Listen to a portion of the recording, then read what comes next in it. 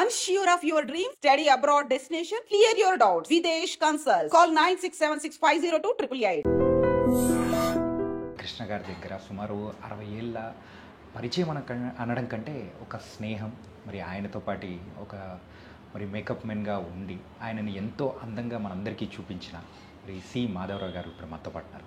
మరి మాధవరావు గారితో కూడా మరి బోల్డ్ అని విషయాలు, మరి ఆ రోజుల్లో జరిగిన మనకు తెలియని బోల్డ్ అని విషయాలు కూడా అన్నీ అడిగి తెలుసుకున్నాం. సార్ నమస్తే. సార్ నమస్తే. ఎలా ఉన్నారు సార్? బాగున్నా.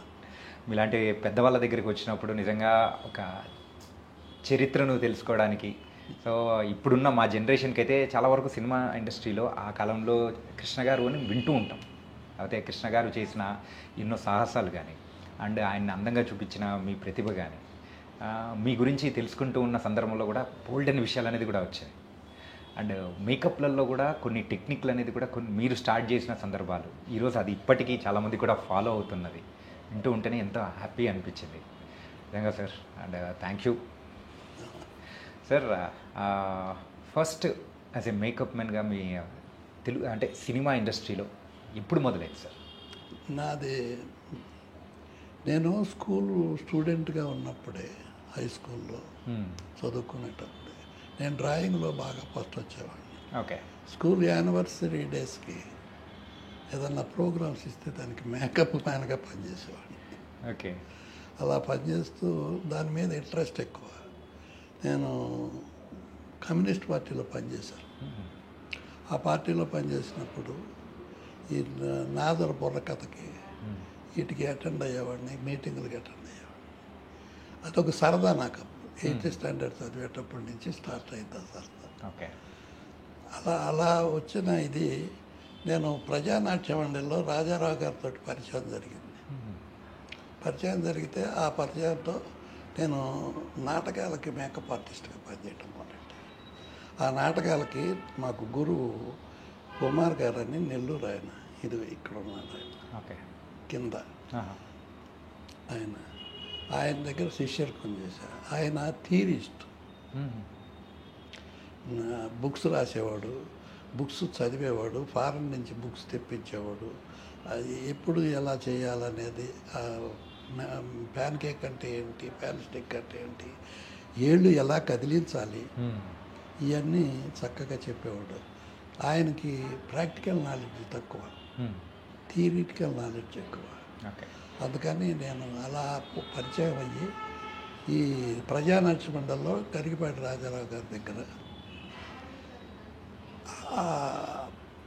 నాటకాలకి మేకప్ మ్యాన్గా ఆయనతో పాటు పనిచేస్తూ ప్రాక్టికల్గా నేను వర్క్ చేస్తూ ఉండేవాడిని. అప్పుడు అల్లూరి సీతారామరాజు దాదాపు ఒక 250 నాటకాలు ఆడేవాడు. అది కమ్యూనిస్ట్ పార్టీ మహాసభలు జరిగేటప్పుడు కల్చరల్ ప్రోగ్రామ్స్కి అన్నిటికీ ఆయనే కండక్ట్ చేశారు రాజారావు గారు. అలాగా కృష్ణ గారితో పరిచయం ఎట్టాగా ఏంటంటే సార్ ఇది అప్రాక్సిమేట్ ఏ ఇయర్లో సార్? ఎన్నో సంవత్సరంలో? అది దాదాపు 1959 ఆ ప్రాంతం వరకు. ఓకే. అప్పుడు చైర్మన్ నాటకం అని నాటకంలో తెనాలి ఆయన కొడాల గోపాలరావు గారు అని రైటర్, దానికి నాటకం రాసిన ఆయన ఏం చేశాడంటే, ఇతను పనికొస్తాడేమో చూడండి గురువు గారు అని చెప్పి రాజారావు గారికి ఈయన తీసుకొచ్చాడు కృష్ణ గారు.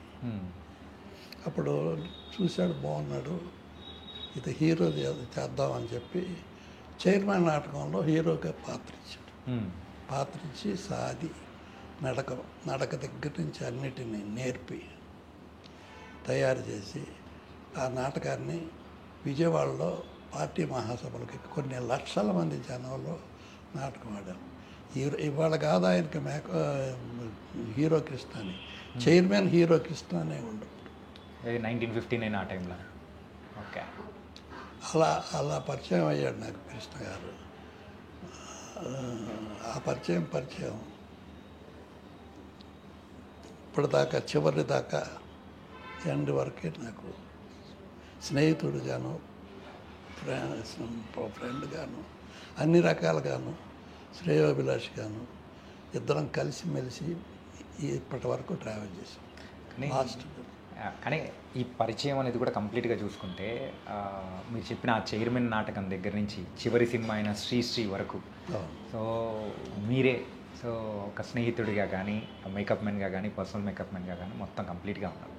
కానీ కృష్ణ గారికి మీరు వేసే మేకప్ అంటే చాలా ఇష్టం అంట, వేరే వాళ్ళని కూడా దగ్గరికి రానిచ్చేవారు కూడా కాదు అని చెప్పేసి అన్నారు. ఆయనకి ఇంకో చేయి పడితే ఇష్టం ఉండేది కాదు అసలు. ఒకప్పుడు విజయ నిర్మల్ గారు, నేను రంగుల రాట్నం పిక్చర్ పనిచేశాను. ఆ రంగుల రాట్నంలో హీరోయిన్ నిర్మల్ గారు. ఓకే. ఆ పిక్చర్కి మా గురువు గారు మేకప్ చీఫ్, నేను ఆయనకి శిష్యుడు. మేకప్ ఆవిడకప్పుడు మేకప్ వేస్తే ఆవిడ ఎలాగన్నా సరే ఎవరినైనా ఎక్కడో మలయాళ పిక్చర్ పనిచేసిన అతన్ని పెట్టుకోవాలని ఆవిడ ఉద్దేశం. ససేమిరా ఒప్పుకోలేదు బిఎన్ రెడ్డి గారు. సరే నేను మేకప్ వేశాను. బిఎన్ రెడ్డి గారికి టెస్ట్ మేకప్లు అంటే ఇష్టం. ఓకే. మూవీ టెస్ట్ చేసేవాడు ఆయన ఆ రోజుల్లో. లుక్ టెస్ట్ చేసేసి మేము మూవీ టెస్ట్ చేస్తుండగా మేకప్ వేశాను. మమ్మల్ని కాదనుకునే ఎలాగైనా వాళ్ళ మేకప్ మ్యాన్ పెట్టుకోవాలనే ట్రయల్స్లో ఉంది ఆవిడ. ఆ టైంలో ఏమైందంటే నేను మేకప్ అంతా వేశాను. మా గురువు గారు గబక్కలు వచ్చి అలా ఒక పక్క నుంచి నిలబడి అలా అంటూ బ్రష్ కంట్లో తగిలింది. ఓకే. ఆవిడ గొల్లు నేర్చేసి బిఎన్ రెడ్డి గారిని పిలిచి, నాకు ఈ మేకప్ మ్యాన్లే వద్దు, ఏమైందమ్మా అని అడిగాడు. ఇలా చేశాడు. కళ్ళు ఎర్రబడిపోయింది. ఏం పర్వాలేదు, వాడేస్తాడు, వీడేస్తాడు అని చెప్పి నా చేత సరి చేయరా అని చెప్పి ఆయనేమో మా గురువు గారిని, నువ్వు పేపర్ చదువుకుంటూ కూర్చో, నీకెందుకు బాధ, వాడు ఉన్నాడుగా చేయటానికి అని చెప్పి అందరికీ నేనే మేకప్. అప్పుడే మన చంద్రమోహన్ వచ్చాడు ఫస్ట్ పిక్చర్. చంద్రమోహన్ గారికి అతని దగ్గర నుంచి అందరికీ నేనే మేకప్ వేశాను. అలా ఆవిడతో నాకు పరిచయం అయింది. ఆ పరిచయం ఒకసారి ఆవిడ, నేనేదో పని మీద కృష్ణ గారికి మేకప్ మ్యాన్గా వేరే లొకేషన్కి వెళ్ళాల్సి వచ్చి ఇక్కడ నా అసిస్టెంట్ని పంపించాను. మేకప్ మ్యాన్ విలువ, ఆర్టిస్ట్కి సంబంధాలు ఎలా ఉంటాయో ఇది ఒక రీజన్ చెప్తున్నాను. ఓకే. ఆవిడ, నేను తిరిగి వచ్చాను. వచ్చిన తర్వాత, మాధవరావు నువ్వు లేకపోతే ఎవరో ఒకరిని పంపించుకో, నాకు నేర్పేయి, నేను నేర్చుకుంటా, చేసుకుంటా. నీ ప్లేస్లో ఎవరో నిలబడితే నాకు అసలు నచ్చలయ్యా, నాకేదో చిరాగ్గా ఉంది. అటువంటి సంబంధం ఆ రోజుల్లో మేకప్కి ఆర్టిస్ట్కి ఉన్న సంబంధం. అలాంటి సంబంధమే మా ఇద్దరికి, కృష్ణ గారికి నాకు కంటిన్యూ అయింది. ఆ తర్వాత సినిమా పరిశ్రమలోకి అడుగుపెట్టినప్పుడు కృష్ణ గారు పదండి ముందుకు జగ్గయ్య గారి పిక్చర్లో చిన్న వేషం వేశారు. ఓకే. జగ్గయ్య గారి సినిమాలో సార్? జగ్గయ్య గారి సినిమా. జగ్గయ్య గారు కూడా తిరుగుతూ ఉండేవాడు. ఈయన కూడా నాకు జగ్గయ్య గారు బాగా పరిచయం. ఓకే. నేనంటే ఆయనకి ఒక థియరీ బాగా తెలుసులనే నాలెడ్జ్ ఉన్న మనిషి అని నన్ను వదిలేవాడు కాదు. నన్ను అసలు రికమెండ్ కూడా చేశాడు చాలాసార్లు. ఓకే. అలా పరిచయమైన పరిచయాన్ని కృష్ణ గారు పెద్ద వాళ్ళ దగ్గరికి వెళ్ళి, మేకప్ వేసేవాళ్ళ దగ్గరికి, జగ్గయ్య గారి దగ్గర వెళ్ళి అడిగితే ఉండవా తర్వాత చూస్తా ఉన్నారు. ఆ తర్వాత నా దగ్గరకు వచ్చి, మాధవరావు వేయి మేకప్ అంటే మాకున్న పరిచయం అనేది ఉంది కాబట్టి అని ఇంటికి తీసుకెళ్ళి అన్నీ చూపెట్టి, తెనాల్లో వాళ్ళ ఇల్లు అది అంతా చూపెట్టి అలా కంటిన్యూ అయ్యాం. కంటిన్యూ అయితే అలాగే నేను ఎన్టీ రామారావు పిక్చర్ ఒకటి పనిచేశాను.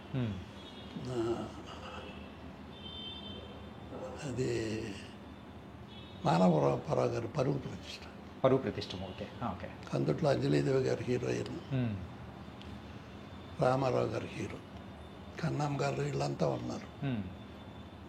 ఆ పిక్చర్ పనిచేస్తుంటే ఈయన కృష్ణ గారు, ఏమయ్యా ఎక్కడున్నావు ఏంటి, ఎలా పనిచేస్తున్నావు ఏంటి అని రెగ్యులర్గా కలుసుకుని ఉండేవాళ్ళు.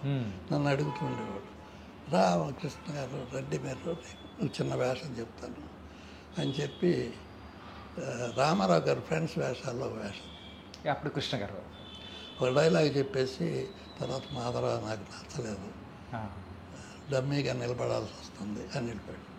సరే నీ ఇష్టం అన్నాను. అలాగా నాకు కృష్ణ గారు స్నేహితుడిగా అలా పరిచయం అవుతూ ఆయన మా ఇద్దరికి ఎక్కడి నుంచి అంటే అనుబంధం,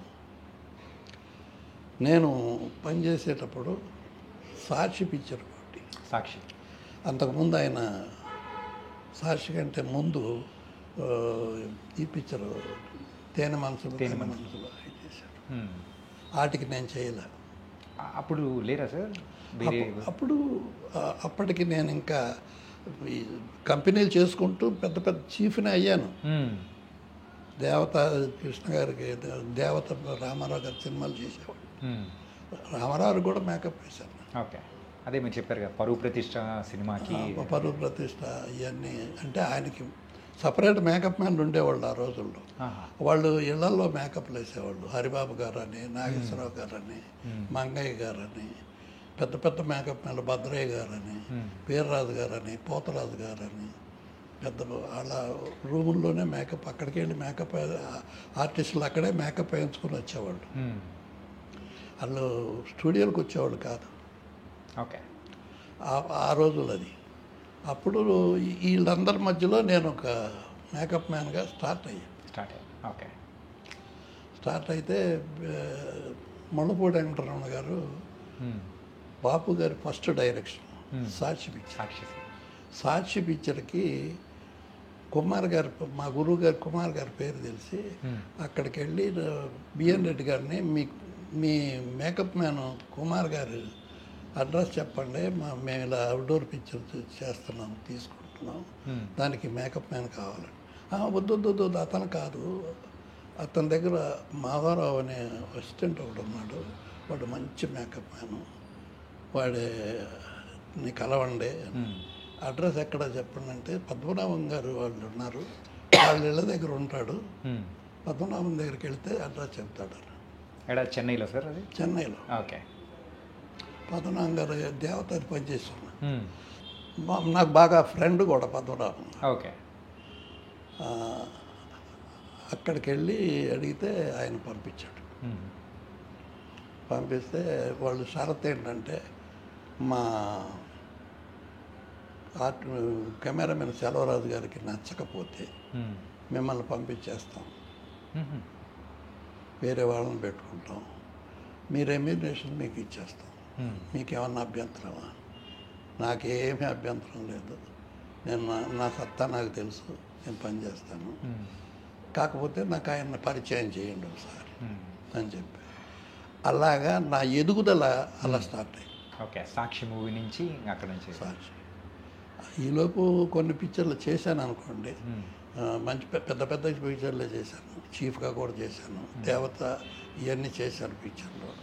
కానీ నా ఎదుగుదలకి నా టాలెంట్ బయటపడడానికి అది మెయిన్ ఇంపార్టెంట్ అయింది.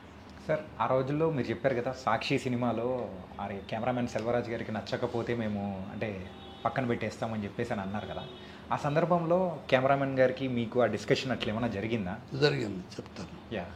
ఫస్ట్ వెళ్ళాము పులిదిండి, అక్కడ విలేజ్లా కట్టారు, పాకలేసి గెస్ట్ హౌస్లా కట్టారు, అక్కడ ఉండేవాళ్ళు. ఫస్ట్ డే వెళ్ళగానే దిగ్గానే సాయంత్రం అయింది, భోజనాలు చేసాం. భోజనం చేసేటప్పుడు భోజనం అయిన తర్వాత నేను ముళ్ళపూడి వెంకటరమణ గారి దగ్గరికి వెళ్ళి, ఏమండి రమణ గారు ఇలాగా కెమెరామెన్ పరిచయం చేస్తానన్నారు, చేయలేదే అన్నారు. అయ్యో మీ పక్కన కూర్చొని భోజనం చేశాడండి ఆయన అని చెప్పి అన్నాడు. సరే ఒకసారి మనిషి మేనేజర్ నుంచి పంపించాడు. ఆయన చూశాడు, రండి కూర్చోండి అన్నాడు. నిలబడి నమస్కారం చేశాను, కూర్చోండి. పర్వాలేదండి, మీరు చీఫ్ ఈ కంపెనీకి, కూర్చోండి పర్వాలేదు. కూర్చోండి. ఏమేమి పిక్చర్లు పనిచేశారు, ఈ పిక్చర్లు పనిచేశారు అంటే, ఇప్పుడేం కావాలి, మీకేం కావాలి సార్? నేను చాలా ధైర్యస్తున్నాను, నా టాలెంట్ నాకున్న టాలెంట్ నాకు తెలుసు, అందుకని నేను ఇమీడియట్గా చెప్పింది ఏంటంటే, సార్ మీరు ఇంతకుముందు చూసిన మేకప్ నేను చేయను. "హా, అదేంటి" అన్నాడు ఆశ్చర్యపోతూ. నా మేకప్ ఎప్పుడూ న్యాచురల్గా ఉంటుందండి, మేకప్ వేసినట్టుగా. ఇప్పుడు ఫిల్మ్లో డిఫరెన్స్ వచ్చిందండి. నాకు ఎవ్రీ మూమెంట్ మా గురువు చెప్పేవాడు. నేను అవుట్డోర్కి వస్తున్నానంటే ఆయన లేకపోయినా పిలిచి, ఇదిగో ఈ 12 పుస్తకాలు చదువు ఒకసారి అని చెప్పి అవన్నీ డీటెయిల్డ్గా నాకు చెప్పాడు. ఇట్లా మార్పు వచ్చింది, కెమెరాలో మార్పు వచ్చింది, ఫిల్మ్లో మార్పు వచ్చింది, అది ఇది అని చెప్పాడు. దాన్ని బట్టి అదే జగ్గయ్య గారు నన్ను దీనికి తీసుకెళ్తానికి కారణం, పదండి ముందుకు. ఆ రోజుల్లో కూడా ఫిల్మ్లో చేంజ్ వచ్చి లిప్స్టిక్లు మార్చాలని చెప్పాడు. దానికోసంగా నన్ను పిలిచి, ప్రత్యేకంగా పిలిచి తీసుకెళ్ళాడు పదండి ముందుకు. అదే థియరీ వల్ల మా గురువు చాలా హెల్ప్ చేశాడు. తర్వాత సరే కానివ్వండి చూద్దాం. కానీ సార్, ఈ బ్లాక్ అండ్ వైట్ మామూలుగా సినిమా అంటే ఆ రోజుల్లో వచ్చే బ్లాక్ అండ్ వైట్ సినిమాలకు కానీ అండ్ ఇప్పుడు వస్తున్న కలర్ దానికి డిఫరెన్స్ అనేది కూడా అర్థమవుతుంది. ఆ రోజుల్లో ఏంటంటే కంప్లీట్ బ్లాక్ అండ్ వైట్ ఉండడంతో దానికి తగ్గ మేకప్ వేయడానికి కొంచెం ఎక్కువ కష్టం ఉండేదా? అవును, లైట్ అండ్ షేడ్స్ వర్క్ చేయాల్సి వచ్చేది. తర్వాత కెమెరా మనకి హెల్ప్ అయ్యేవాళ్ళు. తర్వాత ఆ రోజుల్లో మేకప్ ఎలా ఉండేదంటే షేడ్స్ వర్క్ నోస్కి, హైలైట్, ఇవన్నీ పెయింటర్ ఎలా చేస్తాడో మేకప్ బయట ఫోటోగ్రఫీకి ఫేస్ మీద పెయింటింగ్ చేయాల్సి వచ్చేది. ఓకే. పైగా మీకు ఆ రోజుల్లో వెండి తెర అనేవాళ్ళు, మీకు గుర్తుందో లేదు, అందుట్లో నుంచి వెండి తీసేవాళ్ళు, ఫిల్మ్లో నుంచి అమ్మేవాళ్ళు, అందుకోసం వెండి తెర. వెండి తెర. ఓకే. అంత స్లో ఫిల్మ్ నుంచి ఇప్పుడు సిప్పు దాకా వచ్చేసి మార్పు. అసలు ఇప్పుడు బ్లాక్ అండ్ వైట్కి కలర్కి డిఫరెన్స్ కూడా ఉంది. కలర్లో కొన్ని లైఫ్ కలర్స్ ఉంటాయి ఫిల్మ్లో, ఆ లైఫ్ కలర్స్ని బట్టి మనం మేకప్ వేయాలి. అందుకని కృష్ణ గారికి చేయటం కష్టం, అదే వాణిశ్రీ గారు చేయటం ఈజీ. అది ఎట్లా సార్? అది పెయింట్ చేయాలా మనం ఆవిడ కలర్ని మార్చాలా, ఈయన కలర్ని డల్ చేయాలా. ఇది బ్రైట్నెస్ ఎక్కువ ఉంటుంది, చందమామలాగా వెలిగిపోతుంటారు. అందుకని అలాగే ఈ సిస్టమ్స్ వల్లే నేను పేరు ప్రఖ్యాతలు తీసుకోగలిగాను. మంచి గెటప్లు ఆ రోజుల్లో నాకు మెటీరియల్ ఎక్కడ ఉందండి, మంచి మంచి గెటప్లు చేయడానికి కారణాలు ఇదే. మీరు చేస్తే కొన్ని పిక్చర్లో చూస్తే ఫేస్ని ఇంత పెద్దదిగా చేసేది, ఇంత చిన్నదిగా చేసేది, అదొక్కటి నా ఒక్కడికే సాధ్యమైంది. ఎట్లా సార్ ఇది మొత్తం మీ గురువు గారు ఇచ్చిన థియరిటికల్ నాలెడ్జ్? థియరిటికల్. ఒక విజయశాంతి ఫస్ట్ పిక్చర్, మారువేషంలో కృష్ణ గారు వస్తాడు, పంతులు గిరిబాబుకి పెళ్లి చేయబోతుంటే ఆ పెళ్లి జడగొట్టడానికి వస్తాడు. ఎవ్వరూ గుర్తుపట్టలే కృష్ణ గారిని, ఎవ్వరు ఇంత పెద్ద ఫేసు, అది నాకే సాధ్యమైంది. అప్పుడు హిందూ పేపర్ వాళ్ళు ఒక ఇంగ్లీష్ పేపర్ రాసింది, ఈ పిక్చరు ఫెయిల్యూరు, సబ్జెక్ట్ బాగాలేదు అని చెప్పి రాస్తూ, ఇందుట్లో చెప్పుకోదగ్గ అది ఒక మేకప్, హీరోకి మేకప్ మ్యాన్గా పనిచేసిన మేకప్ మ్యాన్ని అప్రిషియేట్ చేయాలి. ఏంటంటే ఫ్రెండ్స్, రిలేషన్స్, ఫ్యాన్స్ రికగ్నైజ్ చేయలేనంత గొప్ప మేకప్ చేశాడని చెప్పి రాశాడు. అది నా లైఫ్కి. ఆ తర్వాత సెల్వరాజు గారు ఫస్ట్ డే చూసి మెచ్చుకున్నాడు, బాగుంది, గుడ్ అన్నాడు. అని చెప్పి తర్వాత ఒక చిన్న ఒక 4-5 క్యారెక్టర్లు ఉన్నాయి. బొడ్డపాటి గారు అందుట్లో కోమటి శెట్టి, ఆ వేషం. నేను ఆయనకి కొంచెం చెమటలు గారుతున్నట్టు విలేజ్లో మనకి ఇందుట్లో మేకప్కి జనరల్ నాలెడ్జ్ కూడా కావాలి. ఓకే, సిచ్యువేషన్కి తగ్గట్టు తగ్గట్టు. వాళ్ళ ఆహాభావాలను బట్టి కూడా మార్చాలి. జనరల్ నాలెడ్జ్ అంటే కోమటి చెట్లు ఎలా ఉంటారు మనం విలేజ్లో చూసాం. నా చిన్నప్పుడు నేను చూసాను. మాకు కోమటి చెట్టు గారు చెమటలు గారుకుంటూ జిడ్డు ముఖంతో ఉండే ఉన్నాడు. అది అలా ఆయనకి మేకప్ లేకుండా అలా టచ్ చేసి వదిలేశాను. సెల్వరాజు గారు నన్ను పిలిచి మాధవరావు గారు దీనివల్ల ప్రేక్షకుడు వీళ్ళందరిని వదిలేసి ఆడనే చూస్తారండి, అందుకని మేకప్ ఈక్వల్గా వేయకూడదా అని అడిగాడు. అంత పెద్ద కెమెరామెన్ వేయకూడదా అని అడిగాడు. ఎందుకు, రీజన్ ఏంటి, మీరు ఎందుకు వేశారు ఇది? సార్, అక్కడ క్యారెక్టర్నే చూస్తారు, ఆర్టిస్టులను చూస్తే కథలో నుంచి మిస్ అవుతాం. పక్కా నడిపి వెరీ గుడ్. అందుట్లో చూడండి, మీరు సాక్షి పిక్చర్ చూస్తే జగ్గారావు, ఆనందమోహను, లారీ డ్రైవరు, క్లీనరు, వాళ్ళ గంటప్పుడు సపరేట్గా కనపడతాయి. జగ్గారావు గారికి ఫస్ట్ పిక్చర్ అది, ఆనందమోహన్కి ఫస్ట్ పిక్చర్. ఆ పిక్చర్కి నాకు చాలా మంచి పేరు వచ్చింది. ఆ పిక్చర్ తోటి నిర్మల గారు కానీ కృష్ణ గారు కానీ ఇక నన్ను వదల. ఓకే, నమ్మకం అనేది కూడా అక్కడ ఏర్పడిపోయింది. అది ఒక టెక్నీషియన్ గొప్పవాడు అనేది తెలిసినప్పుడు వదిలిపెట్టడం. అక్కడి నుంచి నేను వచ్చిన తర్వాత, సాక్షి పిక్చర్ అయ్యి వచ్చిన తర్వాత, నిర్మల గారు రోజు వాళ్ళ నాయన్ని మా ఇంటికి పంపించేది. నా మేకప్ కంప్లీట్గా మీరే వేయాలి, ప్రతి ఏ పిక్చర్ వచ్చినా మీరే వేయాలి, తమిళ పిక్చర్కి మీరే వేయాలి, మీరే వేసి వెళ్ళిపోండి అనేది. 2-3 సార్లు తిరిగిన తర్వాత నా మిస్సెస్ అంది, ఏంటవా పెద్ద ఆయన వస్తున్నాడు రానంటారేంటి, వెళ్ళి కనుక్కోండి అంటే, అదే సరే ఇంటికి వెళ్ళాను. ఆవిడ ఫ్యామిలీ ఫ్రెండ్ అయ్యింది. మేకప్ వేసేసి వెళ్ళిపో, నువ్వు నీ పాటికి నా పని చూసుకో, ఏ రోజు డబ్బులు ఆ రోజు తీసుకో అని చెప్పి అలా ఆవిడతో పరిచయం అయింది. తర్వాత అసాధ్యుడి పిక్చర్కి కృష్ణ గారికి మేకప్. ఓకే, కృష్ణ గారు నాకు కబురు చేశాడు, మాధవరావు నువ్వే చేయాలి అంటే, నేను కంపెనీలు చేసుకుంటాను, 10 మందికి చేసే అలవాటు, ఒక్క చోట నేను స్ట్రక్ అయిపోలేను, సారీ ఏమనుకోవద్దని చెప్పి కబురు చేశాను. నెల్లూరు కాంతారావు గారు కూడా కమ్యూనిస్ట్. అదే ఆయన కాంతారావు గారు ఒకసారి మిమ్మల్ని ఆఫీస్కి రమ్మంటున్నారని చెప్పి పిలిపించాడు. వెళ్ళే అయితే, ఏమయ్యా మనం ఒకటి, నువ్వు కూడా పని చేసి పెట్టు నాకు, నువ్వు లేకపోతే బాగుండదు, మీ గురువు గారు వల్ల కాదు, అక్కడ వల్ల నువ్వు చేసి, ఆయన కుమార్ గారు దానికి కూడా అంటే, సరేలేండి చేస్తాను.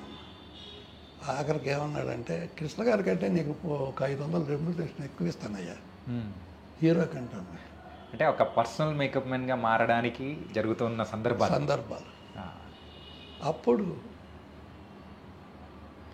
ఆయన ఏం చేశాడు, కృష్ణ గారు కట్టలు తీసుకుని సాట్ నుండి వచ్చాడు, పక్క నవ్వి వద్దు అని చెప్పి, సరే విగ్గు పెడదాం చేద్దాం అని.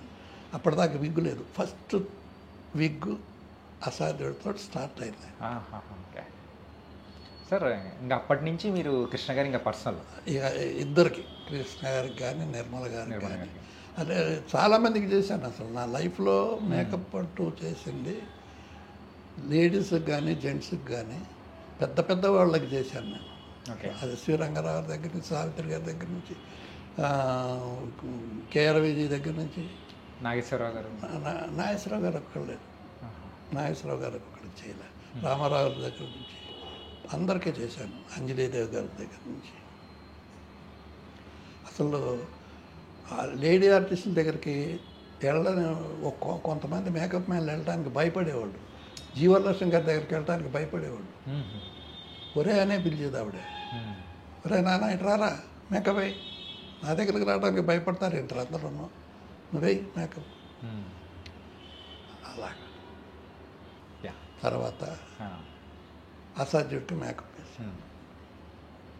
నేను సెటిల్ అవ్వడానికి గమ్మత్తైన రీజన్స్ Hmm. నా లైఫ్కి నన్ను మర్చిపోలేని రీజన్స్. వాళ్ళకి కమ్యూనిస్టులు కదా, ఆ ముహూర్తం అనేది ఏం లేదు. Hmm. మేము మేకప్ వేసాను, సెట్లో నుంచి మేకప్ రూమ్ నుంచి సెట్కి బయలుదేరి వెళ్తున్నాం. మధ్యలో రామానాయుడు గారు ఎదురయ్యాడు Mhm. కృష్ణ గారికి నాకు. అలా చూసి, కృష్ణ ఎవడయ్యా నీకు మేకప్ వేశాడు అన్నాడు. ఇతనానండి. వెరీ గుడ్, చాలా బాగా వేశాడు. ఎంత రంగులు పూసేసి, ఇక్కడ ఎర్ర రంగు తెల్ల రంగు అన్నీ పూసేసి నానా బీభత్సం చేసేస్తారు. ఎంత హాయిగా ఉందయ్యా మేకప్, వడదల బాగిడిని అన్నాడు. అది విచిత్రమైన సంఘటనలు అయ్యి. అక్కడి నుంచి సెట్లోకి వెళ్ళామండి. అదే రోజు 2 సంఘటనలు జరిగాయి. సెట్లోకి వెళ్ళాం. సెట్లోకి వెళ్తే ఇంకా టైం ఉంది, మీరు మేకప్ రూమ్లో ఉండండి అని అన్నారు. మేకప్ రూమ్లో ఎందుకు లేవు, విఠలాచార్య షూటింగ్ జరుగుతుంది, వెళ్ళి చూసి వద్దాం రమ్మని వెళ్ళాం. తీసుకెళ్ళాడు. విఠలాచార్య గారు అట్లా చూడగానే ఎగిరి గంతేసి, ఎవడయా నీకు మేకప్, ఇంత ఎర్ర రంగు తెల్ల రంగు పూసి ప్రాణాలు తీస్తున్నారు వీళ్ళు, చాలా బాగుందయ్యా మేకప్ అన్నాడు. ఈ 2 సంఘటనలు నా జీవితానికి అలా పైకి రా. ఓకే, అంటే ఒక న్యాచురల్ మేకప్ అనేది ఇలా ఉంటుంది అని అప్పుడు పరిచయం చేశారు. పరిచయం చేసి. ఎందుకంటే ఫిల్మ్లో చేంజ్ వచ్చింది. అప్పుడు మేకప్ మెటీరియల్ కూడా ఛాంబర్లో కోటా సిస్టంలో ఇచ్చేవాళ్ళు. హాలీవుడ్లో తయారై వచ్చాయి. అంటే ఇక్కడెక్కడ ఇండియాలో కానీ ఇండియాలో తయారైనవి కాదు అసలు, హాలీవుడ్లో తయారైన మేకప్ మెటీరియల్. అది లైట్ ఈజిప్షియన్ అని, డార్క్ ఈజిప్షియన్ అని, కలర్స్ని బట్టి, మనిషి కలర్ని బట్టి మేకప్ చేంజెస్ అలా వచ్చాయి. కోటా ప్రకారం ఇచ్చేవాడు. అప్పుడు యూజువల్గా లిప్స్టిక్స్ కానీ ఇంకా మిగతాటి అన్ని ఎవ్రీథింగ్ అక్కడి నుంచి అక్కడి నుంచి వచ్చాయి, హాలీవుడ్ నుంచి వచ్చాయి. అది ఛాంబర్లు అమ్మి మనకి ఇచ్చేవాళ్ళు. ఈ సినిమాకి ఇంత కోట అని ఆ కోటా రూపంలో ఇచ్చేవాళ్ళు. అవి మనం కొనుక్కొని తీసుకొచ్చి పెట్టుకునేవాళ్ళు. బాడీ మేకప్ దగ్గర నుంచి అలా. ఇక అక్కడి నుంచి నన్ను వదల్లా కృష్ణ గారు కానీ నిర్మల్ గారు కానీ. అలా ప్రతి సినిమా తర్వాత ఒకసారి కొన్నాళ్ళ తర్వాత కృష్ణ గారు అన్నాడు, నువ్వు ఎవరికైనా చేసుకోవయ్యా మేకప్, నేను కాదన్నా, బట్ ఒక రూమ్ పెట్టుకో అని చెప్పి రూమ్ పెట్టించడానికి కూడా ప్రయత్నం చేశాడు. వద్దండి ఇవన్నీ వద్దు, నేను స్టూడియోకి వచ్చి మేకప్ అని. చాలామందితో పనిచేశాను, పెద్ద పెద్ద డైరెక్టర్లతోటి, వాళ్ళతోటి. సార్, కృష్ణ గారి జీవితంలో ఒకసారి అబ్జర్వ్ చేసుకుంటే కేఎస్ఆర్ దాస్ గారు, అంటే ఆయన కృష్ణ గారి కాంబినేషన్ ఎన్నో చరిత్రలు తిరగరాసిన సందర్భాలు, హాలీవుడ్నే భయపెట్టిన సందర్భాలు కానీ, మన తెలుగు సినిమా ఖ్యాతిని, స్థాయిని ఆ రోజుల్లోనే హాలీవుడ్ స్థాయికి పిలుచుకెళ్ళిన సినిమాలు.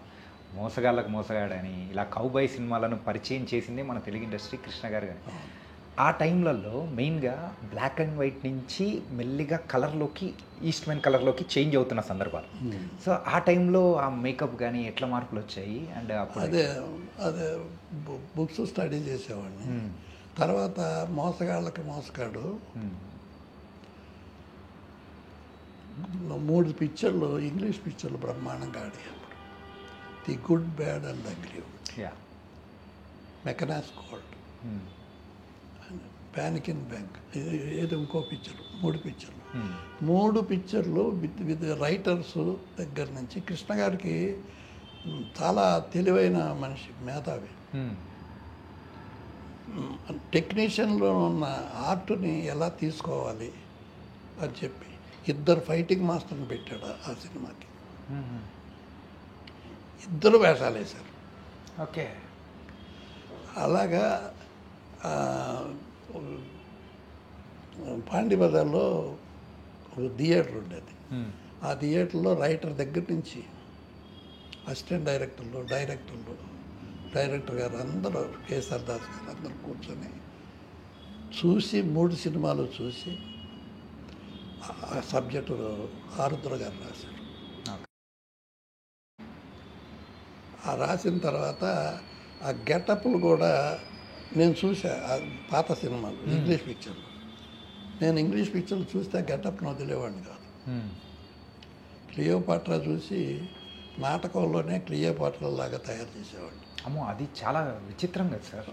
అది కానీ అసలు చాలా గొప్ప గెటప్ అది. ఆ అమ్మాయిని చాలా గొప్పగా తయారు చేశారు. క్లియోపాత్ర అంటే ఒక అందగా మనిషిని చూస్తేనే భయంకరంగా కనిపించే మనిషి చివరి దశలో ఏడుపు వస్తుంది. అంత బాగా చేసింది. అలాగా ఆ పిక్చర్ చూసి చేశాను. చేసిన తర్వాత నేను అప్పుడు నాకు మెటీరియల్ ఎలాగా అని ఆలోచించి సింపుల్గా కొన్ని టెస్టులు నా మీద నేను వేసుకొని ఓకే ఆ డిజర్ట్లో గెటప్ని చేస్తే దానికి మంచి పేరు వచ్చింది. నాకు అప్పుడు ప్రొడ్యూసరు జయకృష్ణ అని ఉండేవాడు, తెలుసా మీకు? ఓకే, జయకృష్ణ గారు. జయకృష్ణ నా దగ్గర అసిస్టెంట్గా పనిచేశాను. ఓకే, అప్రెంటిస్గా దగ్గర నుంచి రంగులు ఆడటానికి కూడా జయకృష్ణ అప్రెంటిస్. అలా వచ్చిన మనిషిని ఆ పిక్చర్ చూసి నేను కొన్ని టెస్టులు చేశాను. సింపుల్గా మనకు మార్కెట్లో దొరికే మెటీరియల్ తోటి. నాకు ఓ ఫ్రెండు పూనా ఇన్స్టిట్యూట్లో అంజిబాబు అని మేకప్ ప్రొఫెసర్ ఉన్నాడు. ఓకే, వాడు నాకు క్లోజ్ ఫ్రెండ్. ఎలాగంటే మేకప్ ప్రొఫెసర్, అది గాంధీ పిక్చర్కి పనిచేసినాడు, పెద్ద మేకప్ మ్యాన్. అతనికి ఒకసారి మెడ్రాస్లో నాటక పోటీలు ఉండేవి. నాటక పోటీలకు వచ్చిన ప్రతి నాటకానికి నేనే మేకప్ మ్యాన్. అంత పేరుండేది నాకు. నాటకాలు దాదాపు నాటకాలు కానీ డ్యాన్స్ ప్రోగ్రామ్స్ కానీ ఒక 1000 చేసి ఉంటాను. నా ఎక్స్పీరియన్స్